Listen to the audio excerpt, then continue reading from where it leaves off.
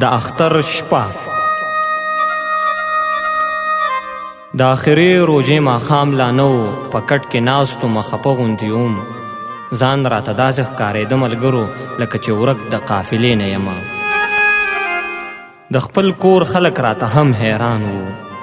زه په سوچونو کې ډوب شوی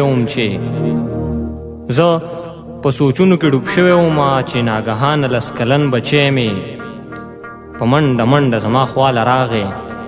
راته وی بابا خبر یې که نه؟ ما ته ملګرو یو خبره وکړه. ما ته هغوی ویل سبا اختر دی. یو ویل ماله پلار جامې اغوستي، بل ویل ماله پلار څپلۍ اغوستي، ما ته یې وی تا له څه اغوستي. زه ورته غلی شوم، خاموشه شوم. ما ورته وی لږ غوندې صبر وکئ، زه مې پوښتنه له بابا کومه. بابا زه هم نوې پیزار خوښوم، ماله به هم نوې جامې اخلي. ولې مونږ حق د سیالۍ نه لرو څه؟ چې دا خبرې ما واورېدله له ډېره درده مې ترې مخ واړو. ما ورته وی زما نیازبین بچیه، تاله به هم نوې جامې اخلم، تاله به هم نوې پیزار اخلم. چې زما خبره واورېدله زما له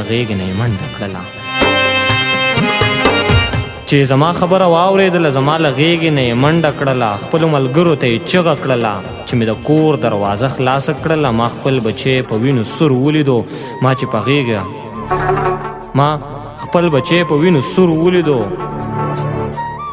غېږه کې راوچت کړلو نو زما بچی په آخري سلګو کې زما نه بیا نوې جامې وغوښتې.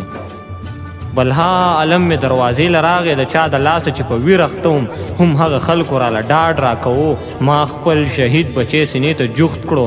د کلي خلکو ته مې سوال وکړو، زما د کور ډیوه مو ووژله، د بل چا کور کې تیاره جوړه نشي. له دې خبرو نه ګوریز پکار دی، له هوایي ډزو پرهیز پکار دی. هره لحظه